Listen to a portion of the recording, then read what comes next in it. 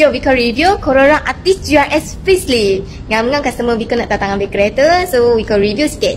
Ni yang sudah facelift tau. Nampak depan muka dia sudah lain. Ada lombong GR dekat depan sini. Untuk tepi dia, ni belakang dia. Lampu belakang pun dah tak yang modified tau, sebab dia dah bagi smoke black.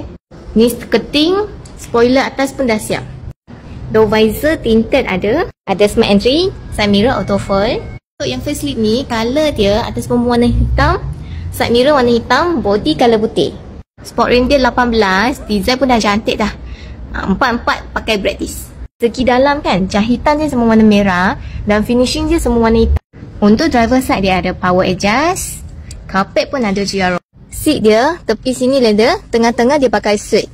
Memang macam sport car, dan dua tepan ni dia ada paket sikit. Dan korang nampak tak seat belt dia, warna merah. Steering dia pun solid lepas ada GR logo juga. Meter dia full digital dan design dia boleh tukar lah. Altis ni tak tahu sekali dengan pedal shift ada. Dan sekarang dia punya gearbox dan CVT 10 speed. Electric parking handbrake ada, brake hold ada. Wireless chargers dia dekat depan sini saja tau. Untuk cruise control pun ada dan dia off speed. Ada lane departure alert dengan precaution system juga.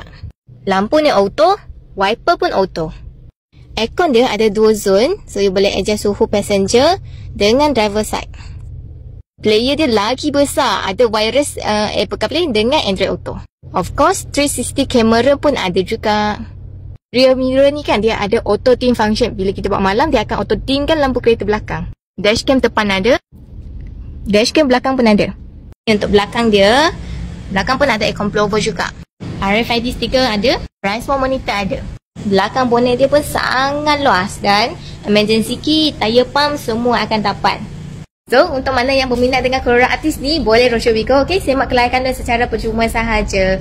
Viko ada ready stock. Kereta ni dia import dari Thailand tau. Jarang ada ready stock. Viko sekarang ni ada, cepat-cepat grab.